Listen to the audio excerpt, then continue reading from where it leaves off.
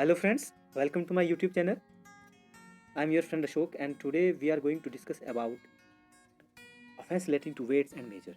So friends, you know that exploitation of consumer in the market is becoming a very big problem. Underweight and under measurements, the goods being sold in the market are sometimes not measured or not weighted correctly. So where is the punishment for such acts? So we are going to discuss all about the such acts.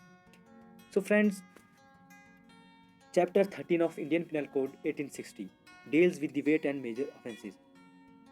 The section are 264 to 267. In this case, false weight or measurement means that which is not current or in place use. Mere possession of wrong weights and measure is not an offence. So, their use alone will make the person who used them liable for fraudulent intentions. So, first of all, section 264 says that fraudulent use of false instrument for weighing.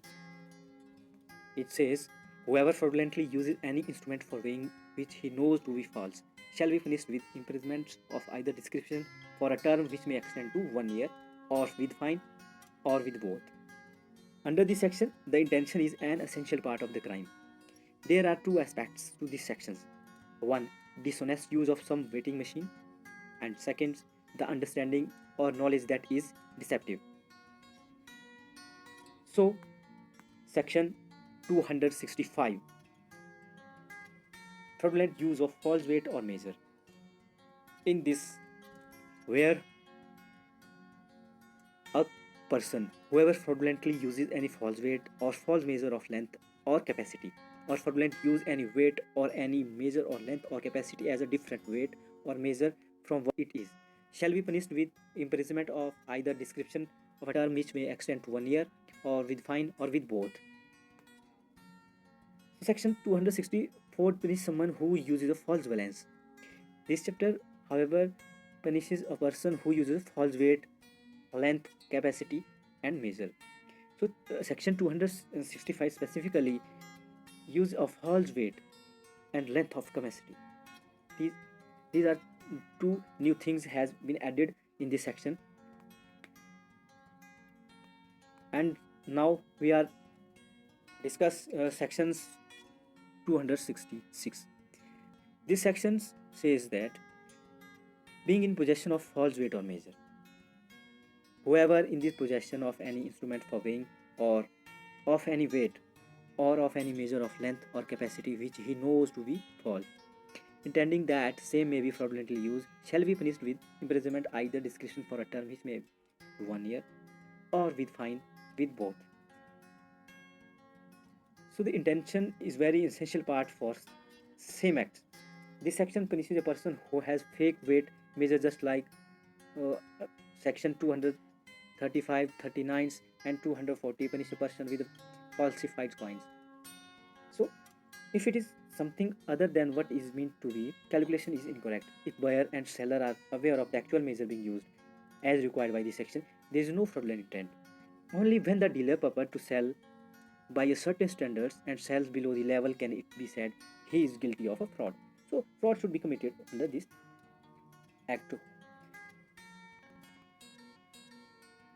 Now section 267 of IPC, making or selling false weight or measure. Whoever makes, sells or disposes of any weight or any weight or any measure of length or capacity which he knows to be false, in order that the same may be used as true, or knowing that the same is likely to be used as true, shall be punished with imprisonment for either description which may be extended to 1 year, or with fine, or with both. The purpose of this section is to prevent the false scales, weights, or measurement from calculating. So it punishes a person making, selling, or disposing of wrong balance, weight, and measure. So earlier, chapter 13 of IPC deals with 4 major weights and offenses.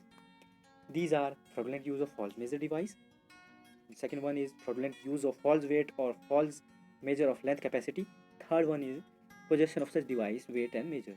And fourth one is manufacture of sale of such weight and measure.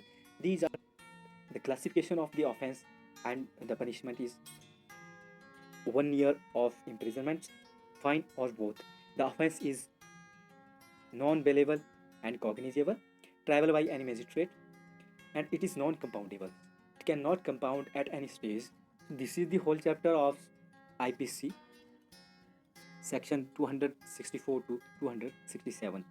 So, thank you and have a nice day. Please subscribe our YouTube channels and press the bell icon for new updates. Thanks and have a nice day.